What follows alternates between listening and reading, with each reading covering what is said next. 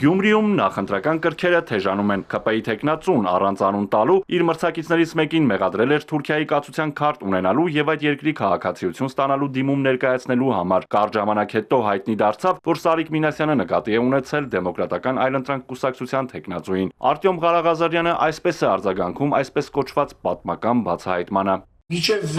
այսօր իրիկուն ինքը պիտի պարզաբանե եւ ապացուցե ես դիմել եմ քաղաքացիության։ Եթե չապացուցեց, ես կհամարեմ, որ ինքը օդի մեջը խոսացող մարդ է։ Տղա ես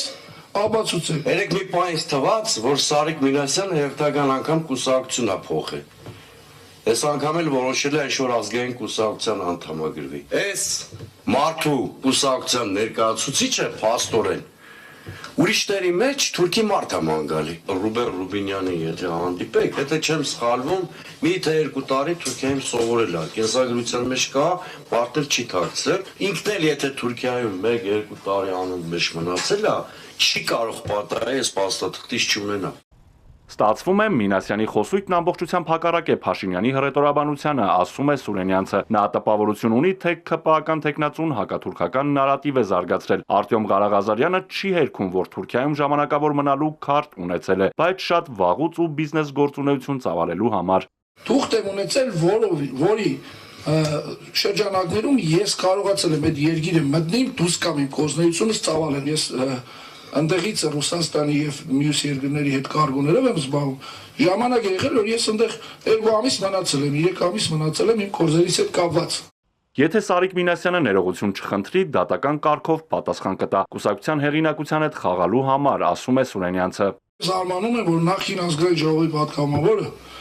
չի կարող այնքան թերի զարգացած լինել, որովհետեւ չկարողանա ճշտել այդ թուղթը ինչի համար է։ Այդ թուղթը հիմք չէ եւ չի դուրադրվում նման երկրի օրենքով, ես դիմեմ քաղաքացիության։ Դու պետք է ունենաս աշխատանքային իրավունք, որովհետեւ դու դիմես քաղաքացիության։ Կամ պետք է հրաժարվես քո երկրի քաղաքացիությունից։ Սարիկ Մինասյանի ոճով ուշագրավ մի բացահայտում էլ Դեմոկրատական այլընտրանք կուսակցության նախագահն է անում։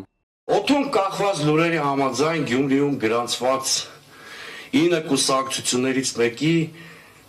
առաջին համարի հայրը զբաղված է վաշխառությամբ։ Եվ եթե վաշխառությունն բացահայտվի, մենք կբացահայտենք, մանավանդ որ Գյումրիում տոկոսի տակ լիքը ճռռացողներ կան։ Այդ ամբողջ Գյումրին գիտի, կարող եք հիմա այս ասուլիսից հետո բանը փողոցում քայլել 3-ից 1-ը ձեզ կասի։ Եվ վերջում ԴԱԿ-ը Մինասյանին հորդորում է շահերի բախում չառաջացնելու համար չօգտվել Մերձավոր ազգական ԱԱԾ մարզային վարչության պետի ծառայություններից։ Արթուր Հակոբյան, Էպիկենտրոն։